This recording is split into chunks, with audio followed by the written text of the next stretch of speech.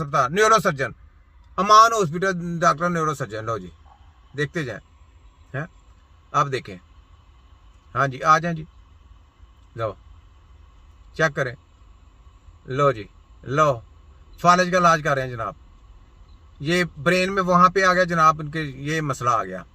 चले तो इलाज किसने करना है, इलाज का नहीं पता, ठीक है। ये यहाँ पे देख लिया, चलो वहाँ पे निशान लगा दिया, तो इलाज अब बीमारी का पता। लो क्या ऐसे करके तो वो गया, ना कोई बात ना कोई चीज ना कोई म्यूजिक लगाया हुआ है।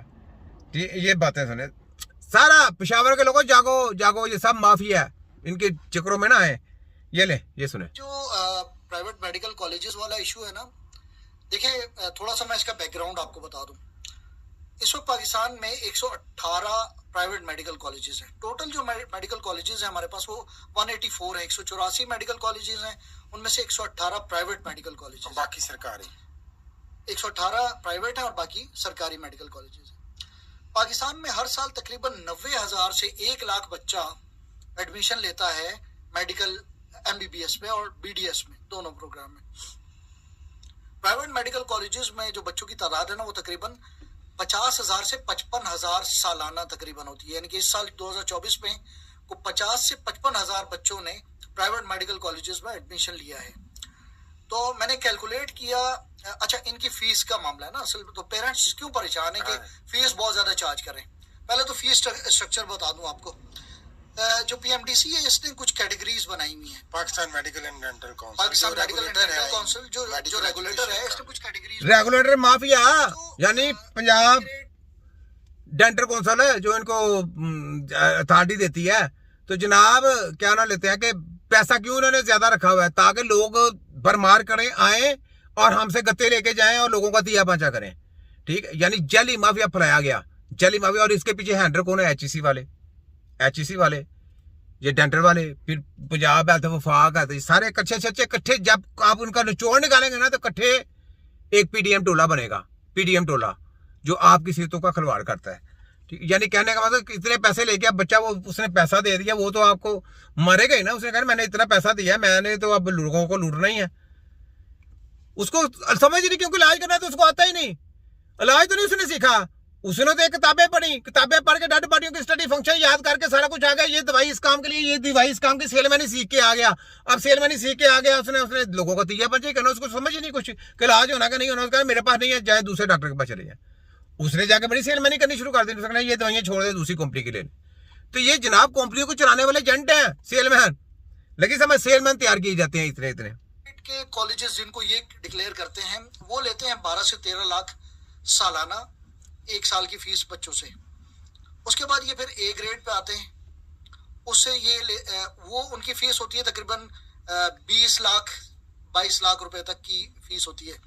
फिर एक कैटेगरी है जो कि A+ है, वो कैटेगरी जो है ना वो 35 लाख रुपए तक, 40 लाख रुपए तक वो सालाना फीस लेता है। अच्छा, वो आगा खान मेडिकल कॉलेज जो पाकिस्तान में, जाहिर सी बात है कि प्रेस्टीज। अब आगा खान चोर डाकू, आगा खान चोर डाकू लुटेरा, जो कि गवर्नमेंट की एक जगह है, उस पर कब्जा करके उसने मुस्तशफा डाला हुआ है। फ्री इलाज किसी का भी नहीं आगा खान हॉस्पिटल में।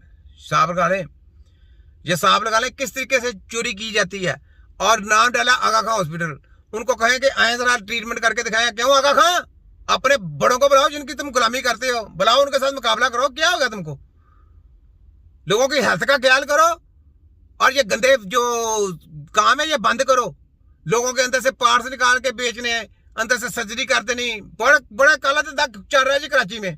लोगों के पार्ट्स निकाले जाते हैं, जब मर जाता है ना उसके पार्ट निकाल के जनाब आगे ब्लैकमेलिंग की जाती है, स्मगलिंग की जाती है। तो ये बात है। तो ये जनाब ये आपको बता दिया कि किस तरीके से ये माफिया चलता है। इस तरीके से माफिया ने माफिया को पैदा करना, माफिया ने कोई माफिया को पैदा करना, माफिया ने माफिया को पैदा करना। फिर वहां से माफिया जो पैदा होता है उसको घर दिया जाता है, कार दी जाती है, उसकी फीसी दी जाती है। तो उसने फिर माफिया फैलाना ना, उसने इलाज तो नहीं करना। इलाज नहीं होगा, इलाज नहीं हो सकता। अमेरिका के पास इलाज नहीं, लंदन के पास इलाज नहीं। उन्होंने तो टेले लगा के देख लिया कि इलाज नहीं हमसे होता। यहाँ तक कि इंडिया वाली आयुर्वेदिक भी साथ मिले हैं, लेकिन इलाज नहीं हो सका। तो इलाज करने के लिए क्या है, वो तो तबीब का दिमाग है ना। ये दिमाग तो नहीं तो लग सकता ना, ये ट्रांसप्लांट भी नहीं हो सकता। दिमाग मेरे पास ही रहना है। जो बाकी जो तिब्बे नबी के सोच रहे हैं उनका दिमाग भी अपने पास ही रहना है। तो इलाज किसने करना है? इलाज तो तबीबों ने करना है। जो हुनरमंद हैं, जो स्पेशलिस्ट हैं, जो काम जानते हैं, जो हुनरमंद है उनको पता है कि इलाज कैसे होना है, इनको क्या पता इलाज कैसे होना है। ठीक है, तो ये बातें सोचने वाली। ये सुने आगे। अस्सलाम वालेकुम जी। अच्छा जी, ये बच्ची आई है अकीफा नूर, 5 साल इसकी एज है। इसको मसला ये था कि इसका ना इसकी कमर पे फोड़ा था, और उसके अलावा जो है ना इसको पाँव इसका टेढ़ा था। बच्ची तो वैसे माशाल्लाह चलने लगी, लेकिन इसका पाँव टेढ़ा होने की वजह से ये देखें कितने इसको जख्म भी बने हुए हैं, अभी तक स्टिल ये बेहतर नहीं हुई। अब ये था कि इसको मेडिसिन पे रखा जी, मेडिसिन ये खा लें वो खा लें, इतना कोर्स है उतना कोर्स है, मसला अभी तक बच्ची का जो है वो बेहतर नहीं हुआ। मसला कुछ और होता है। इस चीज के लिए डिफॉर्मिटी बनी है, बिगाड़ आया हुआ है। अब इस बिगाड़ के लिए कौन सी मेडिसिन है बताएं मुझे। ये या तो ब्रेसिस के थ्रू इसको हम सही करेंगे, करेक्ट करेंगे। अगर ये नहीं होता तो लास्ट ऑप्शन हमारे पास होता है इसकी ऑर्थोपेडिक हजरात जो है वो इसकी सर्जरी करे। इसके अलावा अब देखें, ये इनका फिजियोथेरेपी है, जो ये फिजियोथेरेपी ना, ये फिजियोथेरेपी का काम है ना सर्जरी का काम है। अब यहाँ पे जो जख्म हो गया ये तबीब का काम है, तबीब इसका जख्म सही करेगा, और इसका पाँव भी जो डींगा हो गया ना, वो भी तबीब ने दवाइयां बनानी है, उससे वो सीधा होगा। ये ना सर्जर का काम है, ना फिजियोथेरेपी का काम है, ना किसी और का काम है। तो ये बात है, तो इनकी बातें सुने जरा। कहते हैं हमारे पास जो कुछ था हमने इस बच्ची पे लगाया। सोने पे सुहागा ये हुआ, बच्ची टेढ़ी चलती रही है, उसका जो गेट पैटर्न है वो सही नहीं, तो उसकी वजह से इसकी ये चेस्ट डिफॉर्मिटी बन रही है। कबूतर की तरह, इसको हम पिजन चेस्ट बोलते हैं, कबूतर की तरह इसकी छाती जो है वो बाहर आ रही है। अब इसका बताएं कौन पुरसाने हाल है, क्यों आप लोग सही से गाइड नहीं करते, कितना आप लोगों ने खा लेना इनसे पैसे लेके। इंशाल्लाह ये निकल ही जाएगा, दे के जाएंगे। मसला ये है कि बच्ची की जिंदगी का सवाल होता है, और इस छोटे से मसले ने इस बच्ची को इतना बड़ा वो कर